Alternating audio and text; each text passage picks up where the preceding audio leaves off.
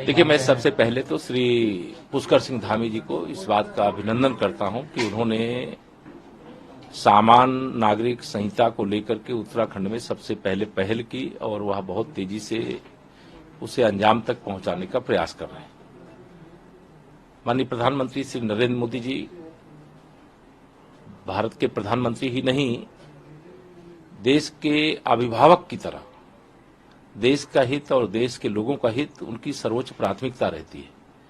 और उसमें उन्होंने यह विषय जब मध्य प्रदेश की धरती से उल्लिखित किया तो भाजपा की दृष्टि से अगर मैं कहूं तो 3 हमारे वैचारिक मुद्दे थे।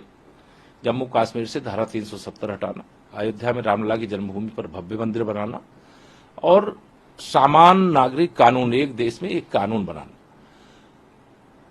और उस दिशा में जो पहल शुरू हुई है, मैं पहले तो इसका स्वागत करता हूं। और इस देश की जरूरत है कि सबके लिए एक कानून होना चाहिए, किसी के लिए अलग, किसी के लिए अलग, किसी के लिए अलग।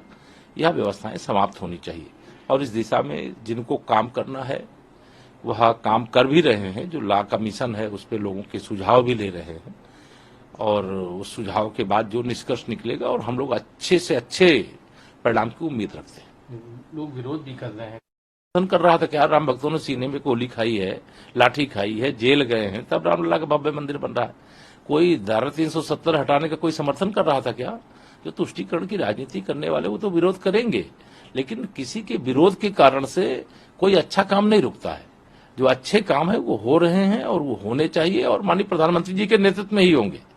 और देश का भरोसा है और देश का बहुसंख्य नहीं, मतलब शायद मैं समझता हूं कि विरोध में 10% होंगे, समर्थन में 90% लोग होंगे। सर, बीते दिनों विपक्षी बैठक हुई थी पटना में, अब फिर से ये लोग मिलने जा रहे हैं। क्या लगता है इस बार जो कह रहे हैं कि संगठन में और लोग जुड़, और वो गठबंधन जो उसमें और लोग जुड़ जाएंगे? अखिलेश यादव को यहाँ लोग प्रधानमंत्री पोर्ट्रे करते हैं पार्टी कार्यालय के बाहर उनको। देखिए, भ्रष्टाचार करने वाले जो दल हैं, जिनके ऊपर कई लाख करोड़ के घोटालों के आरोप हैं, जो दल परिवारवादी राजनीति से ऊपर नहीं है, जिनके परिवार किसी का बेटा, किसी की बेटी, किसी के चाचा, किसी के भतीजा, जो राजनीति की सीमा रेखा इस लेवल तक ही है, वह सारे दल एकत्र हो सकते हैं।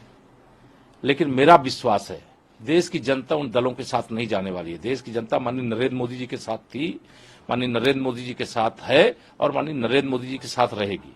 2014 से बड़ी विजय हमें 2019 में मिली है और 2019 से बहुत बड़ी विजय 2024 में माननीय नरेंद्र मोदी जी को तीसरी बार देश का प्रधानमंत्री बनाने के लिए मिलेगी।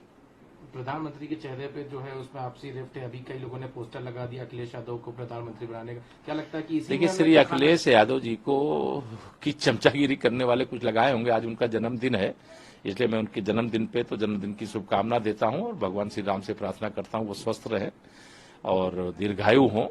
लेकिन राजनीति में कुछ चमचागिरी करने का स्वभाव होता है। श्री अखिलेश यादव जी को भी मालूम है कि उनका खाता भी उत्तर प्रदेश में नहीं खुलने वाला है लोकसभा के चुनाव में, तो प्रधानमंत्री क्या मतलब आकाश से टपक करके बन जाएंगे क्या? लेकिन कोई पोस्टर लगाया, मेरी उस पर कोई टिप्पणी नहीं है। और जब तक चुनाव नहीं होते, परिणाम नहीं आते, तो दावेदार तो लगभग 3 दर्जन है प्रधानमंत्री बनने के, लेकिन देश की जनता का एक ही प्रधानमंत्री है, वो है श्री नरेंद्र